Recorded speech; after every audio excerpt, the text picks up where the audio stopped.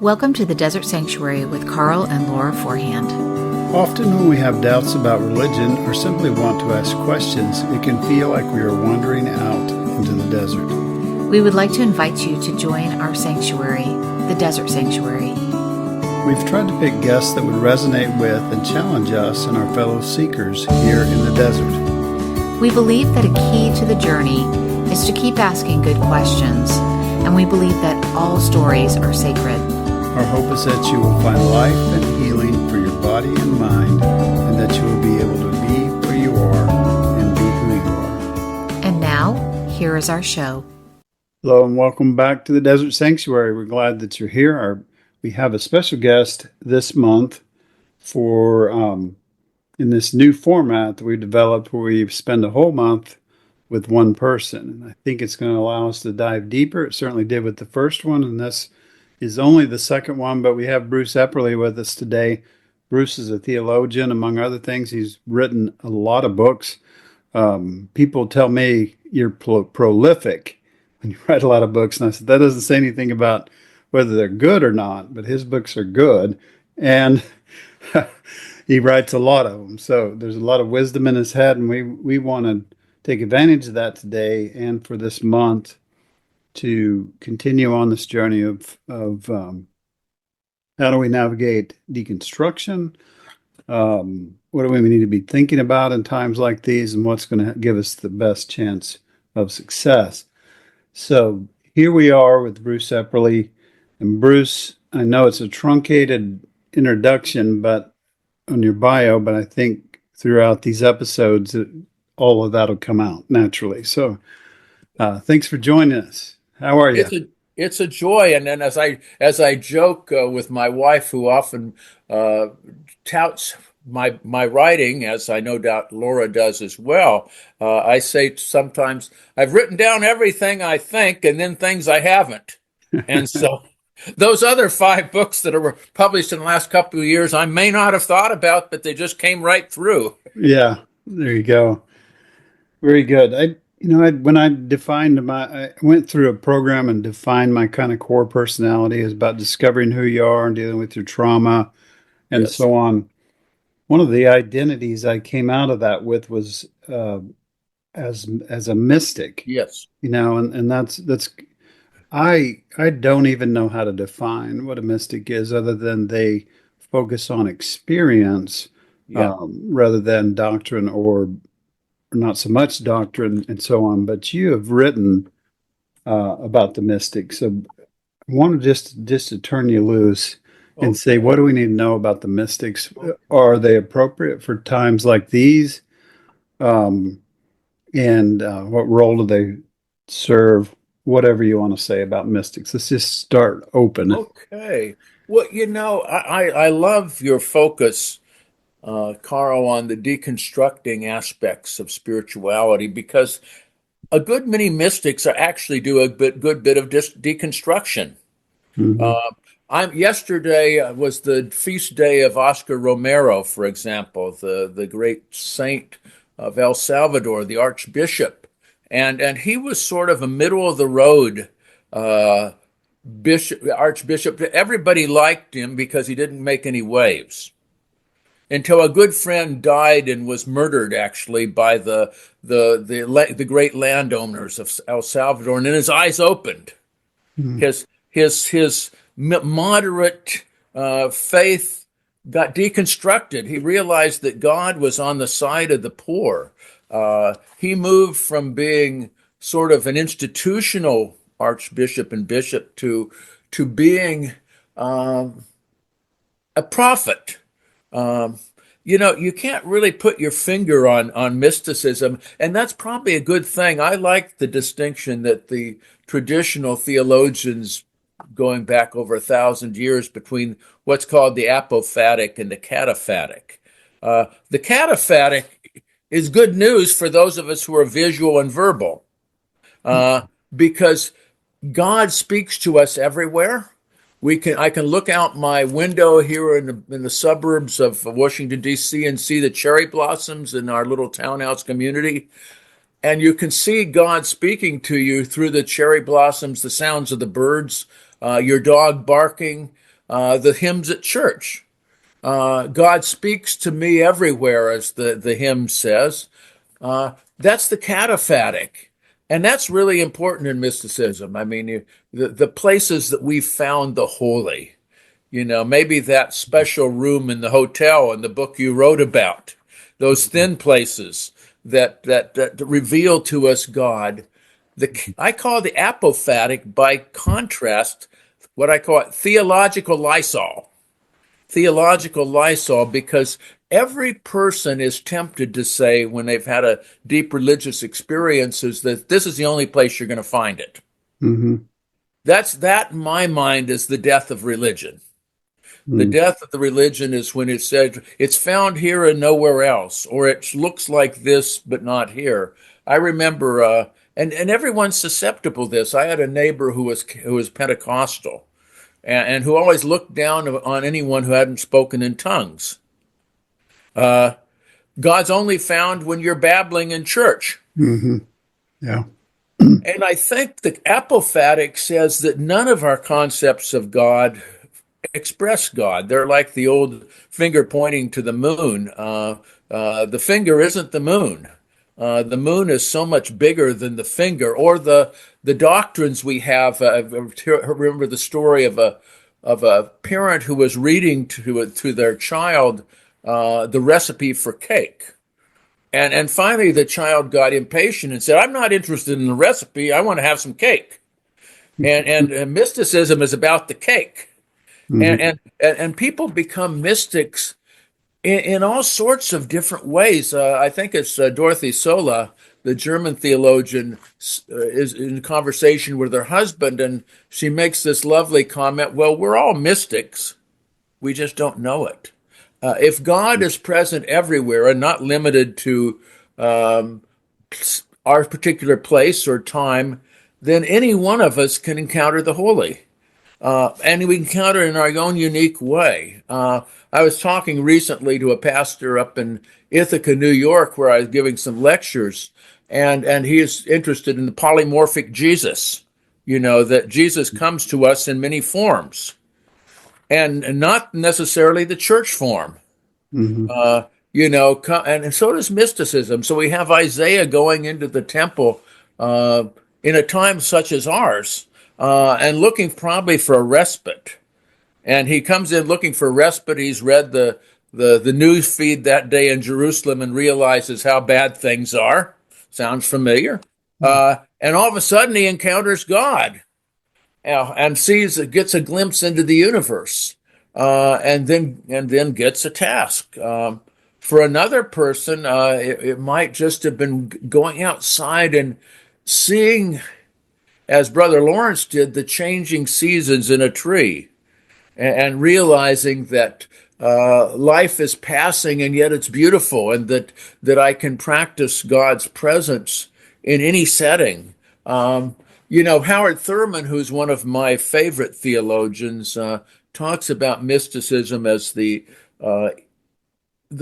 our spiritual encounter with God, where God becomes real to us, where God has become more than a word to us, and it's life-changing. Mystics get a bad rap, and sometimes it's justified. I come from country town and in the Salinas Valley, California, and we used to have some saints of the church. You probably knew them too. So heavenly minded, they were no earthly good. Right. They could talk about Jesus all day long, but then in our town they couldn't change their oil, mm-hmm. and would always leave the kettle on when they left the house. Right. There are mystics like that, but a lot of the mystics I've encountered, you encounter God and you get a job. Whom shall I send? Whom shall I send? Or Amos, who's one of my favorites, and Amos doesn't talk much about his experience, but he said, the book says the word of God came to Amos. Okay. And he has to leave town and go up north to start preaching, and preaching about justice. I mean, Amos is one of my favorite books because he really tells us that how to have our priorities. If the hungry aren't fed, if farms are foreclosed, if the rich get richer and the poor get poorer, that isn't God. And I always like to say, what would happen if Mike Johnson or Donald Trump got in an elevator with Amos? They'd certainly get an earful before they got down to the floor, because too many Christians think the ticket to encountering Jesus and encountering God is a handful of words spoken at the right time. But as the old evangelicals used to tell me, and sometimes turnabout is fair play, Carl, you can have a garage, but there may not be a car in it. I heard that one so many times from the evangelicals I grew up with, that mysticism is about encountering God. It's about awakening. The word woke has gotten a lot of bad press here, but mystics are awakened people, and they see the world differently.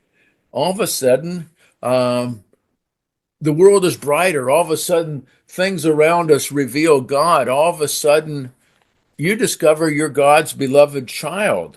All of a sudden, you feel the pain and joy of the universe. I don't have a good definition of God because, of course, if you can define God, it isn't God. But even though I'm a systematic theologian, so everything I write is somewhat fictional too. But I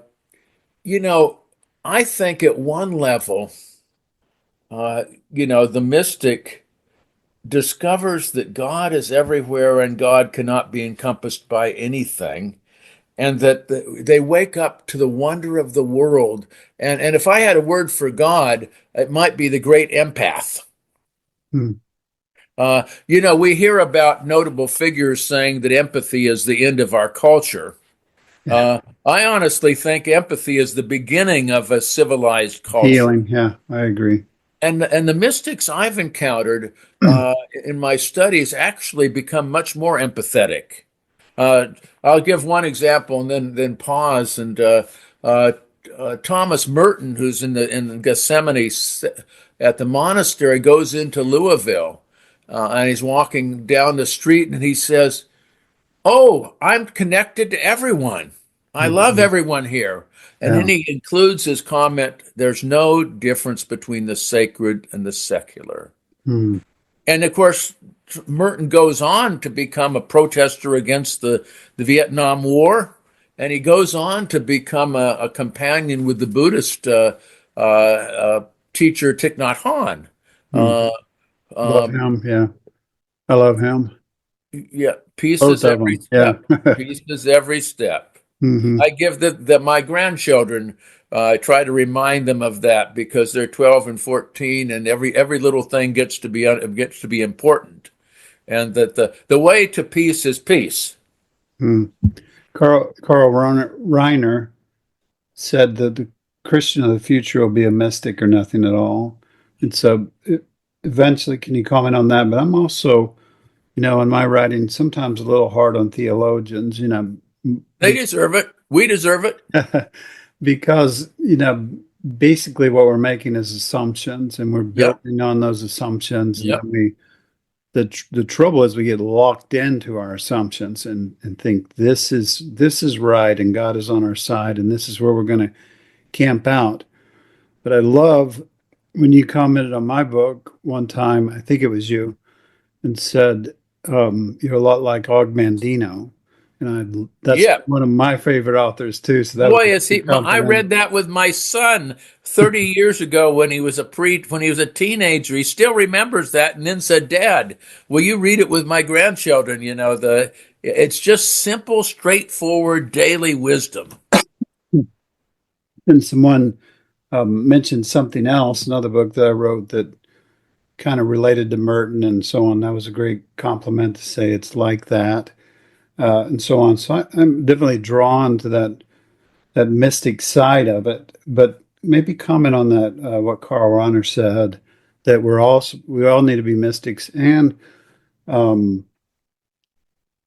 also the fact that the church was never very happy with the mystics because they're mundane and normal. You become good after you're dead. Yeah, right. Mystics are kind of a pain in the butt while they're alive. Right. Uh, and they get put up, they have to be put up with by the church, sometimes by churches, partly because even though they may be loyal members of the tradition, I use St. Francis of Assisi, for example, Mhm. they're always pushing beyond the borders, and their lives themselves are a criticism. I mean, you can imagine how troublesome St. Francis was. Uh, and he didn't have to say anything. He lived simply. He didn't own much. His fellow religious didn't own much. And yet, the Roman Church of Italy at that time owned vast portions of the land. The bishops would come attired in great raiment, and here's Francis just with a little robe on, and or Clare, Clare of Assisi, she resisted the male leaders writing the covenant for her monastery. Mhm. And she kept appealing and appealing, and she didn't want the male hierarchy to write it, and finally they approved her. It was the first one, I believe, ever written by a woman. The rule of the monastery, when she was about dead. You either have to be nearly dead or dead for sometimes the church to like you. Or again, I talked about again Oscar Romero. He was everybody's favorite.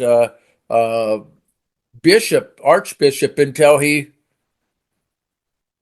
discovered the root of evil in his society was greed, Mhm.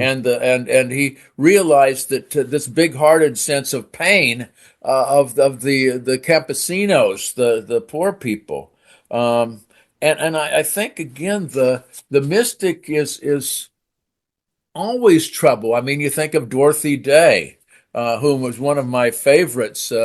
You know, you you find the Lord and then you go to jail. Uh, you know, Mhm. and she makes this wonderful comment. She's in her 70s. Her health has gone bad. She can't go get arrested anymore. And she says, "Well, I can't really protest physically anymore, but I can still pray." Mhm. And that always gave me a solace. What if we had 10 million mystics in our nation? And I don't believe prayer's supernatural. I don't believe God's a slot machine in the sky. Right. Uh, but if 10 million people in this country prayed for the transformation of our country, and I'm not even saying what that means because I don't know Yeah. what it Even if means. that means just focusing their energy or whatever, right? Yeah. I mean, That God's will be done, God's right. vision. I almost hate to use the term God's will because so many people think that means God says it and it's got to happen. When I say God's will, I mean God's moral will, Yeah. that earth looks like heaven. So I think all of us are mystics. And for me, we need mysticism in the church. I happen to be part of the United Church of Christ and the Disciples of Christ. Those are where my ordinations are held. Hmm. And occasionally they are known, as are some of the other primarily white American denominations, as God's frozen chosen. Hmm. And my one of my tasks as a preacher and as a teacher in mainline or progressive churches is to help people discover the mystic in them, because frankly, in this time we're in, we need a big vision. Hmm.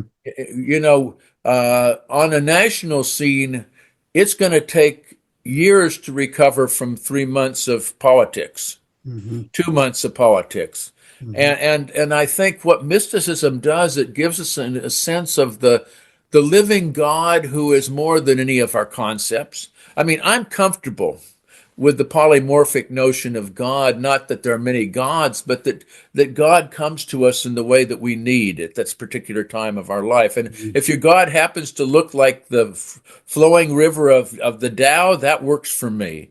If your God happens to look like walking and being mindful like Thich Nhat Hanh, I have a feeling. My own sense is that if I were to give a history of religions, I would, and I'm a God believer, so I believe God's at work in the world. that God spoke to these cultures in different ways because they were different cultures. Hmm.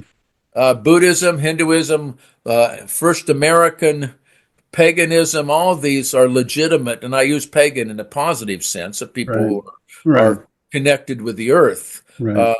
uh, and our own struggles. And for some people, that's why deconstruction needs a community of fellow deconstructionists, and you've been providing that with the sanctuary, Desert Sanctuary.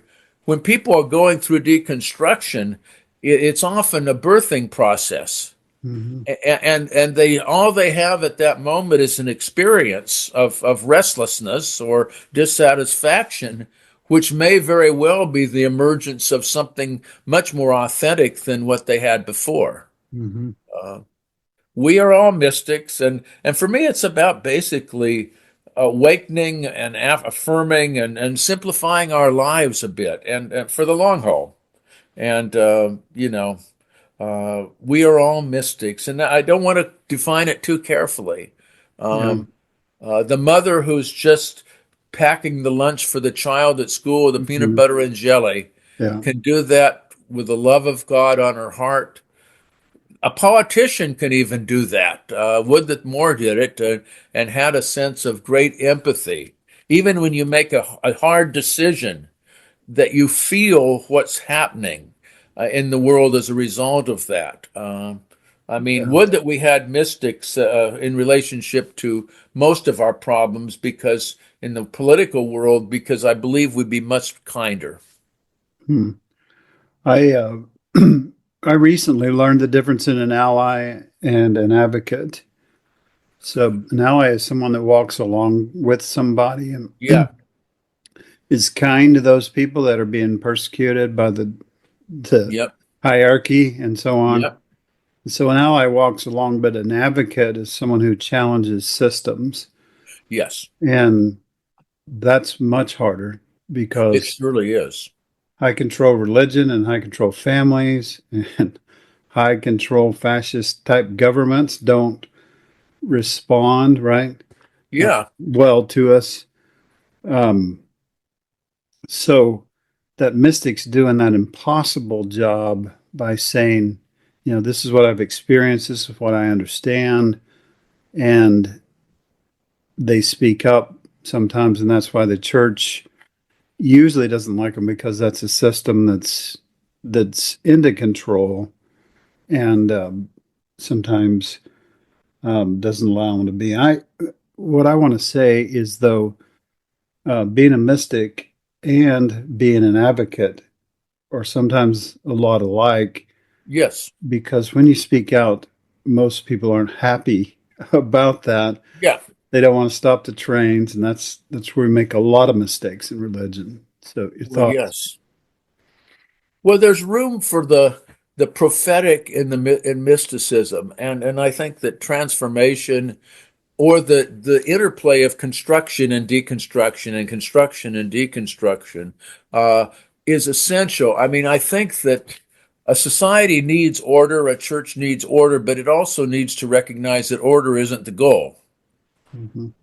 and that there's a certain restlessness that's part of the mystical experience. It's the restlessness of what could be, what could be, and the contrast between what is and what can be. If you've experienced the holiness of all things, then you're compelled to try to universalize that in your relationships, and if you happen to be a citizen, who is part of our nation, you have to find a way to be an advocate and to be an ally. So it's an interesting. Some mystics are more allies. You'll find them at the soup kitchen. Mhm. Whenever I am, in this time, I'm compelled to be a bit of both. I remember Howard Thurman's experience at Morehouse College. He grew up in Jim Crow America, and when President Hope of Morehouse College referred to the students there, as it was a male college and Spelman was a female women's college, as gentlemen, that was a big deal in a world in which they were boy, for someone to call them gentlemen. So in my daily encounters, especially with people who are immigrants, and that's a large part of the population around where I live in DC, or in the stores, I always make it a point to recognize the divine in them. It might be, it might not be. I wouldn't say necessarily a namaste to them, although I do have a friend from Sri Lanka who's at the greengrocer at the giant store I go to, Mm-hmm. who's Hindu, and I always say Ibor, which when I see her, which means basically namaste for Sri Lankans. And, Yeah. you know, that we have to be both allies and, if we're called to, advocates, and try to call our politicians to the higher self. I mean, I've not had an opportunity to mix with Mike Johnson, the Speaker of the House, but I'd like to. Uh, I believe that he claims to be a Christian. I'd love just to talk to him about what that means, Yeah.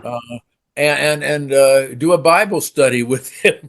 I don't think he'd take me on, but man can hope. Yeah. Because I think that at one level, some of these people are people of goodwill, but as soon as they start talking politics, it's another world. And I guess, Carl, we come partly out of the same basket. I mean, I was raised an evangelical and had my deconstruction at age 10 or 11, so I got an early Mm-hmm. start on it. but there is a sense that evangelicals and conservative Christians have never been, this word, discipled in social responsibility. Mm-hmm. They've never been discipled in connecting what you see with Jesus with the world of politics and the world of economics, because Jesus wouldn't have made the separation. Yeah. So Stephen Covey once said, "Began with the end in mind." Yes. And that was helpful to me in my early career, because I learned how to set goals and be intentional and those kind of things. And some people do that with meditation and so on. But I what I've discovered is that's not the journey of deconstruction. There is no end in mind. Yeah. The end is I'm searching for something that I don't know what it is. Yeah. And if I knew what it was, then I wouldn't have to search for it. And Yeah. Yeah. does that relate to the way the mystic looks at things? Or are they saying, well, they're not saying this is something I got to prove, or this is something Yeah. I got to defend. They're saying, I want to experience this and find out what it is. And I think you've hit something there, Carl. We can have intentions, and I set a type of intention when I go to bed at night, Yeah, me too. and say that those are just kind of the pathway that could happen tomorrow. Mm-hmm. If I'm writing something, I think about it right before I go to sleep, and then start writing sometime out in the morning after I take my walk. And intentions are good as long as you're not fixated on them. Mm-hmm. When I was a pastor of a church and also an administrator, I oftentimes had this mantra: I have a vision, but not an agenda. Mm-hmm. Because a vision is kind of open-ended. Mm-hmm. I want this church to be faithful to God and God's way in the world. Well, that doesn't tell me what that's Right. going to actually look like. Right. And it allows people to be faithful in their unique ways, and not necessarily the way that I've charted. My wife is a very spiritual person, but her spirituality is very different than mine. I can sit and meditate for an hour or two a day. That would be pretty tough for her. She finds her spiritual life digging in the garden or singing, and that renews her spirit. I'm not a gardener, so I failed at that. But I don't think God has a one size fit all, even for doctrine, even for ecclesiology, even for worship. I think there are many sides for many people. So we're running out of time, but for this episode, if someone senses they're interested in being a mystic. They think they might be, or they think that's important, but they don't know quite what to do. Give them a couple of thoughts or ideas or directions to go to approach that. And then we're going to close this session out. Well, and that's a wonderful thing, because it's always good to have companions. It's always good to have companions. I would say if somebody feels that deep yearning, that the first ready to hand thing, and again, you may not have somebody in your life that will help you with this, is to look for a community that you perceive to be a healthy spiritual community. Mm-hmm. It may take you a while. You may have to talk to the leader of that community and decide if this is a person you can trust, a person who doesn't have an agenda for your spiritual life. You might look at a group that focuses on spiritual formation in your community. In my community, it's the Shalem Institute for Spiritual Formation. It could be Richard Rohr's community. Just to get some parameters, because people want that action and contemplation. Yes, Rohr's group, right? It's a wonderful group, Center for Action and Complication. There you go. Sometimes you pick up a book that will help you out. Again, I commend your listeners to some of your books, Carl. Again, the Campfire book, I think, that's coming out is a good book to get a feel, because I think, when we go into the mystics, being a mystic isn't always pleasant. Encountering God isn't always pleasant. Jean of the Cross talks about the dark night of the soul. Deconstruction isn't pleasant. No. When I experienced my first deconstruction as a 10-year-old boy, when my dad lost his job as a pastor in a small town, I due to, I think, some various problems in the religion there, I took on the family sickness. And I got sick for 2 or 3 weeks, and I was just a kid. Nobody knew what was wrong with me. I had hallucinations and a fever and whatnot. I think I was taking on the trauma. I couldn't go to church as a child after that without feeling like I was being suffocated. And I think sometimes you when you're leaving one thing, or when you discover God isn't a word, things become a little uncanny to you, and to find trusted people, not who don't want you to be like them. I mean, I do a lot of spiritual direction with folks, and I say, I'm not interested in you following my path. I'm interested in you following God's path for you, and I don't even tell them what God's path for them, and I don't even try to describe God. I could do that in a book, but when you're sitting with a seeker, it's a pastoral care involves not having the answer, but allowing the answer to be born. A community keeps us on task. The ideal, if you can find a church community that has a meditation group or people that are faithful and don't want to put you in a mold. That's the problem that we both have experienced, Carl, is when we feel like we're being put in a mold and we have to have this kind of faith. Mm-hmm. And the divine is bigger than us. Right.